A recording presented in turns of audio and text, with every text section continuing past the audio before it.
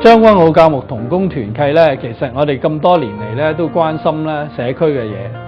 咁我哋知道而家金融海嘯啦，有好多嘅失業嘅問題啦，家庭嘅壓力亦都真係越嚟越多。咁啊，家庭嘅暴力咧，亦都一路上升緊。我哋見到我哋嘅社區咁樣樣咧，我哋好想呢個社區咧變成一個真係人人安居樂業嘅一個嘅社群。早幾年咧，我哋做過一個叫做 Kiss 愛你家人嘅運動嘅推動。咁就鼓勵佢哋翻屋企咧攬埋呢家人錫佢一啖啊！跟住嗰幾年咧，我哋就推行一個愛多一點家嘅運動。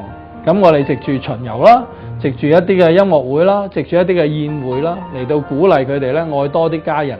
如果專針對夫婦咧，今年係第一年。我覺得香港人咧對結婚咧冇乜信心嘅，原因咧係可以見到咧。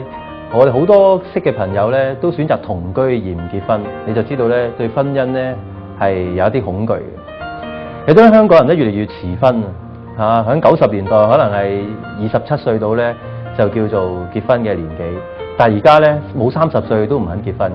另外我又發現到咧，香港人嘅新一代嘅結婚人咧，佢係重視生活嘅質素咧多過咧婚姻嘅質素嘅。佢重視間屋住喺邊度，重視間屋點樣裝修，而咧唔係重視呢兩個人喺屋裏邊咧點樣相處。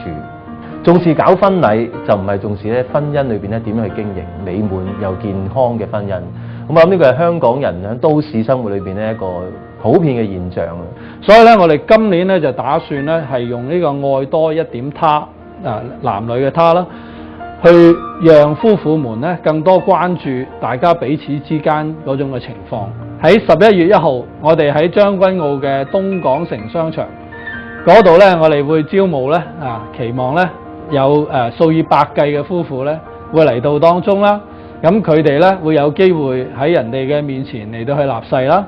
咁然之後咧佢哋仲會學到一套咧叫做愛家人10式嘅手掌按摩。咁當中咧除咗學識手掌按摩同太太丈夫好溫馨咁樣按摩之外咧，更加重要咧，當中每一式咧有一個含義，有啲好簡單嘅原則，佢哋可以運用喺生活上邊，以至到促進佢夫婦關係。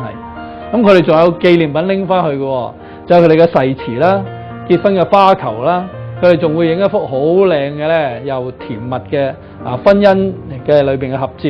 咁佢哋可以掛喺自己屋企嘅裏邊啦，常常提醒佢哋咧去咁樣去實踐嘅。無論佢有任何嘅宗教背景或者任何嘅情況，我哋都歡迎嘅。我哋其實喺11月同12月咧有一連串嘅活動係配合呢一個嘅愛多一點他呢一個運動嘅。